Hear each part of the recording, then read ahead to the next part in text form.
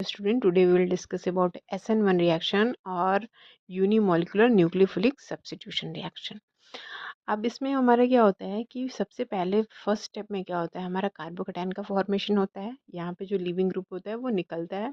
Second step में क्या होता है, जो भी हमारा न्यूक्लियोफाइल होता है वो अटैक करके हमारा कंपाउंड बनाता है। ओके, यहाँ पे मान लो कोई हमारा भाई।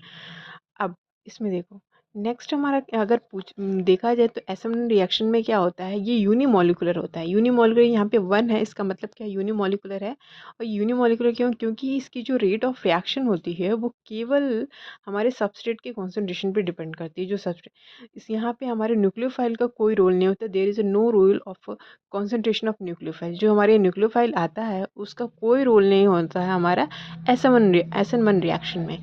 और सेकेंड हमारा जो कार्बोकैटायन का फॉर्मेशन होता है, formation of carbocation is a rate determining step. वो आरडीएस होती है इस रिएक्शन की, एसएन1 रिएक्शन की।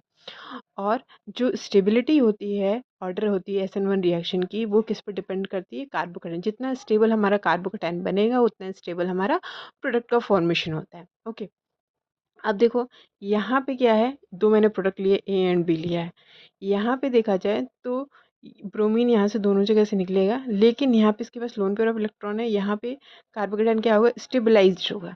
यहाँ पे कार्बोकैटायन इलेक्ट्रॉन विड्रॉइंग की तरह ये काम कर रहा है, तो यहाँ पे कार्बोकैटायन क्या होगा? स्टेबलाइज्ड नहीं होगा। तो ए वाला जो प्रोडक्ट बनेगा ए से, वो हमारा स्टेबल प्रोडक्ट बनेगा। ओके, अब नेक्स्ट हम इसके बारे में बात करेंगे कि इसमें जो प्रोडक्ट बनता है वो कैसा बनता है। तो जो ये कार्बोकैटायन बनता है वो हमारा जो होता है sp2 होता है, मीन्स प्लेनर होता है। तो न्यूक्लियोफाइल के चांसेस होते हैं कि बैक साइड से भी अटैक कर सकता है और अप साइड से भी अटैक कर सकता है। तो ये देता है हमारा रेसिमिक प्रोडक्ट, मीन्स कि हमारा आर और एस दोनों ही प्रोडक्ट बनते हैं, रेसिमिक प्रोडक्ट का फॉर्मेशन होता है। और सेकंड पॉइंट क्या है कि हमारी जो SN1 रिएक्शन होती है वो पोलर प्रोटेक्ट सॉल्वेंट में प्रेफर करती है। जो हमारे पोलर प्रोटेक्ट लाइक मेथनॉल, इन सबों में हमारी सॉल्वेंट में प्रेफर करती है SN1 रिएक्शन। और ये क्यों? क्योंकि ये हमारी जो रिएक्शन कार्बोकैटायन है वो पोलर प्रोटेक्ट सॉल्वेंट में क्या होती है? स्टेबलाइज होती है थ्रू अ सॉल्वोलिसिस प्रोसेस के। ठीक है, अब नेक्स्ट मैं डिस्कस करूंगी SN2 रिएक्शन की। SN2 रिएक्शन इसको हम क्यों बोल रहे हैं? क्योंकि ये रिएक्शन जो होती है हमारी बायोमोलिकुलर न्यूक्लियोफिलिक सब्स्टिट्यूशन। यहाँ पे 2 क्या डिफाइन कर रहा है कि जो रिएक्शंस होती है वो हमारी केवल कॉन्सेंट्रेशन ऑफ सबस्ट्रेट पे नहीं, न्यूक्लियोफाइल पे भी डिपेंड करती है।